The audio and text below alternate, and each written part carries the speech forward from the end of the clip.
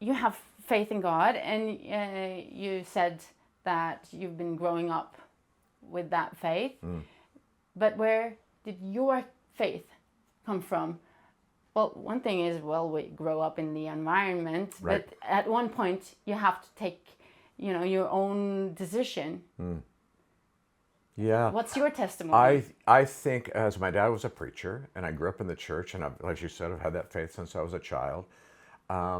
There was a point at university where I questioned, not God, but I questioned, why do I believe what I believe? Am I indoctrinated and I've not educated myself? And that question faded. I felt strong in what I believed. And I say every day, I'm a miracle man. And I've seen enough things in my life that has kept me strongly rooted in that part of my life. But the biggest game changer ever in my life, I was called by a director to play the part of Christ in a massive musical, probably one of the biggest in the world. 120 voice choir, 110 people in the cast, 65-piece orchestra, a venue that sat 5,000 people, and it was 4 seasonally during Easter, so about 12 nights of doing the show, this musical. And when he asked me to do it, I was honored, and then I said yes, and then I got off the phone and I'm like, okay, those are big sandals to fill. And at that moment, as an actor, I said, I need to study the man that walked the earth, as I would anybody. If I want to play you in a movie, I need to know everything I can about you. And I started doing that and really looking, if you will, at the architectural buildup of Jesus and how he was and who he was. And little things like when the children ran to him and the disciples pushed them away.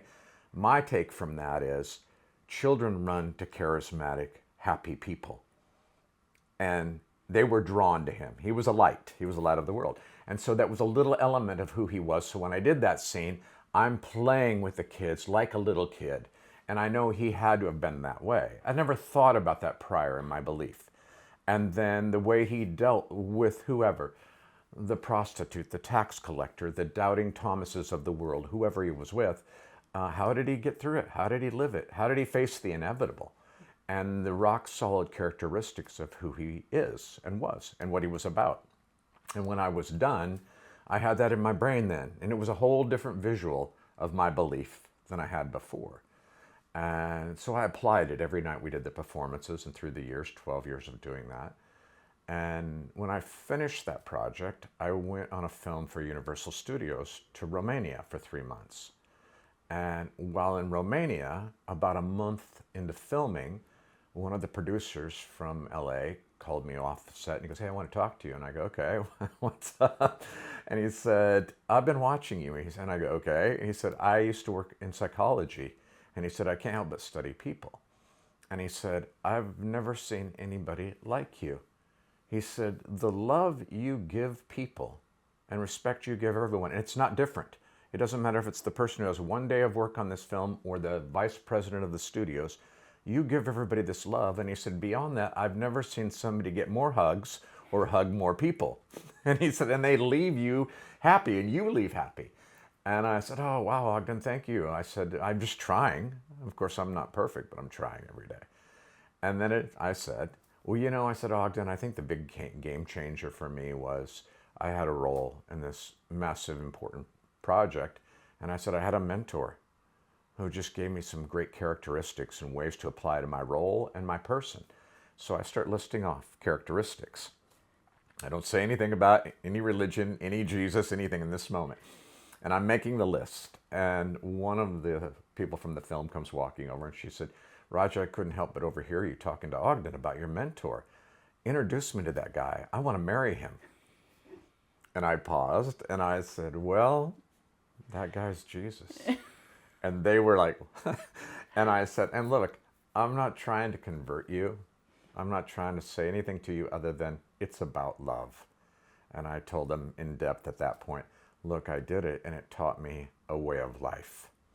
And that was the biggest game changer in my walk and my testimony, where I'm not about a building, a group of people, or religion, or a name of the religion. I'm about walking the walk he walked. And if we all did it, if you just took in many cases, the name away and said, hey, if you're like this in your life, you're better for the world. Well, that's what he was about, and there is no argument in that. He loved people. Love your enemy. Forgive. Do unto others as you'd have them do unto you. That's the magic. That's what it's really all about.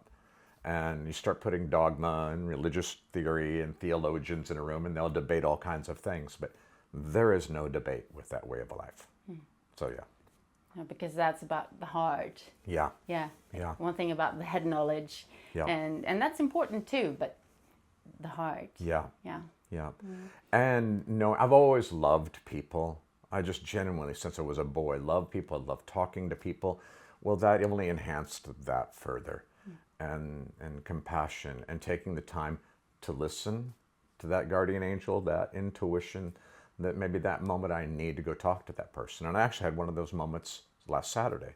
I was at a book event signing, and I look over, and there was a lady, and that voice said, go talk to her. And I walked over. I said, hey, how's it going? Small talk. And she goes, what are you going? And I said, I have my book.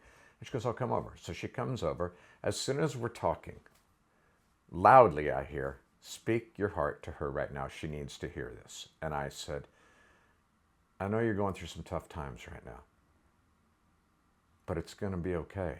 You need to stay strong. And she starts to cry. She goes, how do you even know that? And I said, you got this. And we met today for a reason, this brief moment. And I just want you to know, you're loved, and it's going to be okay. And I just let the words flow. I didn't plan on it. I didn't know anything, but I knew I needed to talk to her. She cried more. Then she went and paid for her book, came back and hugged me and started to cry again. And as it would be typical Norwegian, okay, I've got to go. I can't do this right now. But that was, again, a moment in my life, much of like what's in the book, these sliding door moments where I try and seize the day, carpe diem, live in the now, speak from your heart and talk to people. And that really goes back to the way of life.